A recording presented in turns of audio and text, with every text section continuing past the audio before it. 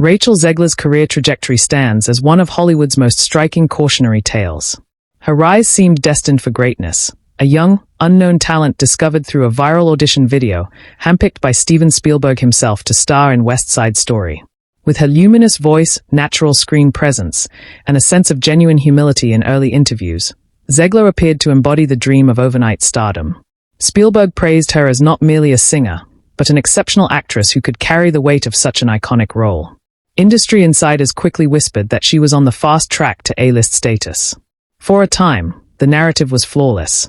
Critics lauded her performance, audiences were captivated, and she radiated a wide-eyed gratitude that won her fans across social media. Yet, beneath the sheen of this fairy-tale ascent, early signs of trouble were quietly surfacing. Crew members began to murmur about her being unusually opinionated for a newcomer. Reports suggested she challenged choreography, debated costume designs, and even questioned camera angles.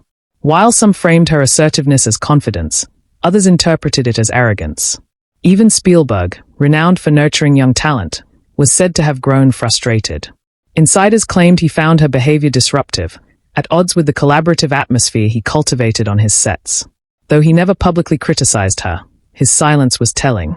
Observers noted his effusive praise for her co-star Ariana DeBose, while Zegler received only muted acknowledgments. This subtle shift suggested the director may have regretted his initial enthusiasm.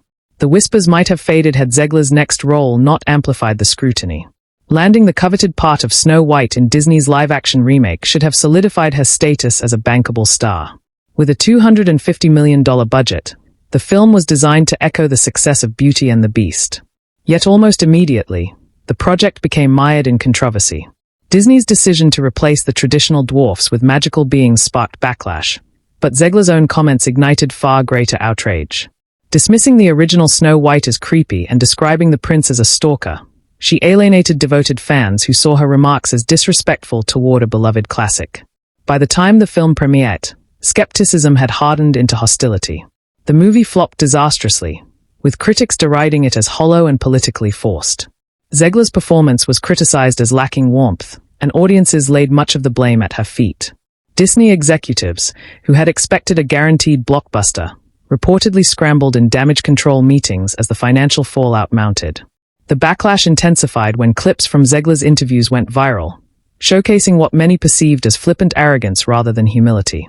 Instead of acknowledging the disappointment or expressing regret, she attempted to shift blame, suggesting, for instance, that interest in the Minecraft movie had overshadowed Snow White's marketing campaign.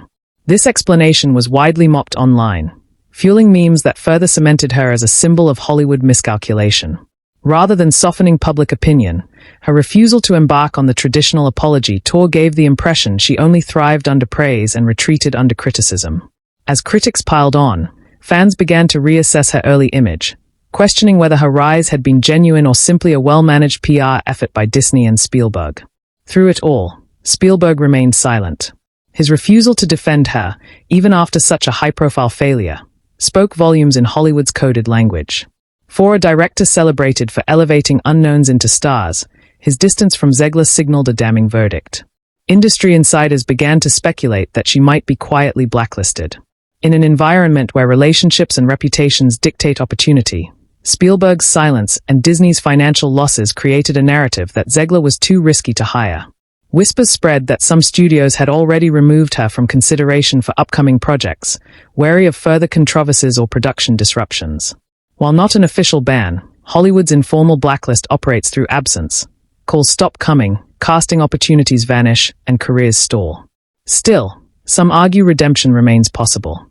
Hollywood has a long history of stars clawing their way back from scandal, provided they show humility and recalibrate their public image. If Zegler embraces smaller projects, acknowledges missteps, and demonstrates growth, she could rebuild her standing. Yet doing so requires the very qualities critics claim she has lacked: humility, self-awareness, and restraint. Her saga underscores the precarious nature of stardom. In an industry driven as much by perception as by talent, a promising career can unravel with startling speed.